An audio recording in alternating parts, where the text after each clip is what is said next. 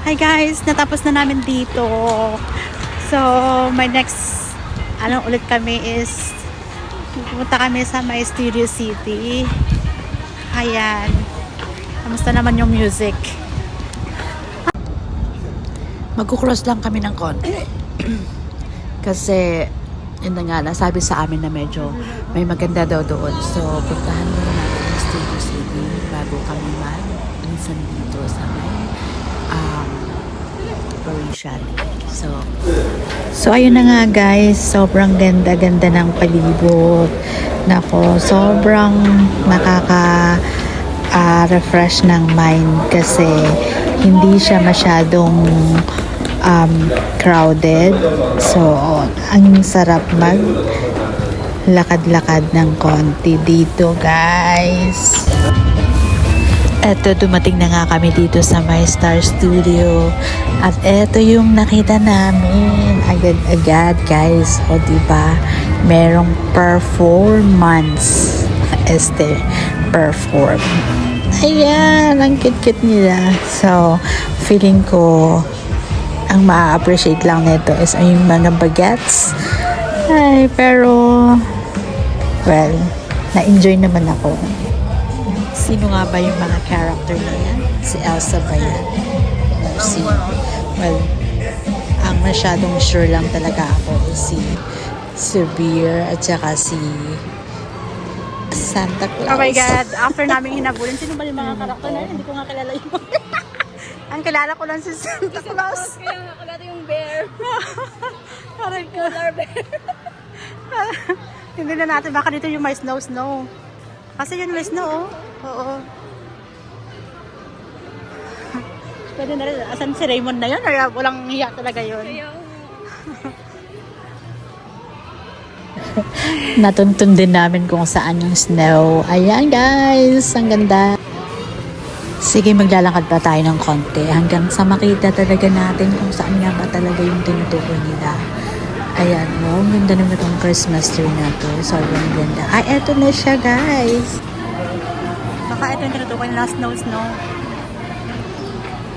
Diyos ko, wala nga naman pupunta tayo dyan.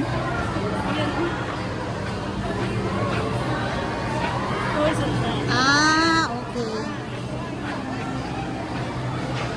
Bayan siguro. Ito lang yan, matatagpuan sa loob ng building sa My Studio City. Ayan, sobrang daming mga kids na nag-enjoy talaga.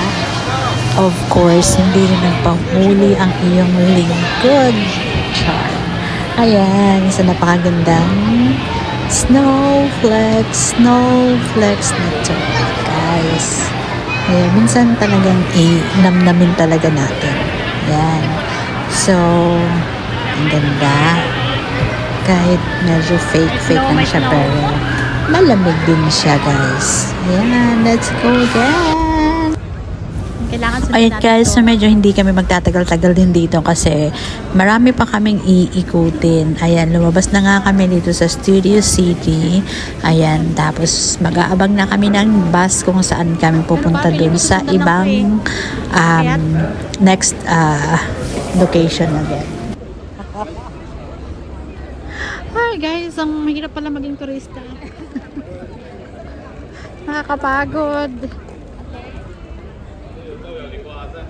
Ayan, so eto, paakit na kami. Paakit na kami dyan, hindi talaga kami nagtanong. Pero, of course, naiba yung landas namin. Kaya bumalik ulit kami. At eto, natuntunan na din namin. Eto talaga yung masasabi mong nakarating ka talaga ng Macau. Kasi pag hindi mo to pinuntahan, nako, parang, oh my God, hindi ako nakapunta doon. Ganyan. So, umupo-upo muna kami dito, guys. At ninanam-nam-nam muna namin. Ayan yung tourist spot na yan. Ayan, tinatawag nilang putol na simbahan. Ayan. Pack your dreams, let's hit the road. Golden mornings, open roads. No more worries, no more Ayun na fear. guys, hindi na rin kami nagtagal. Just you and me, the sky's so clear. May balak sana kami. Got no map, but that's alright.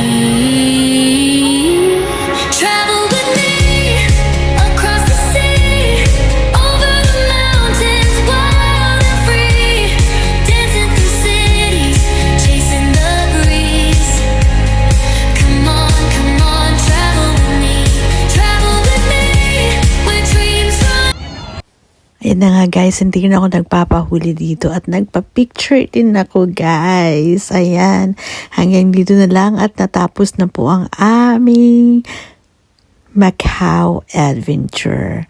Ayan, manifesting po tayo sa 100k. See you again in my next vlog. Thank you so much everyone. God bless everybody. Bye-bye.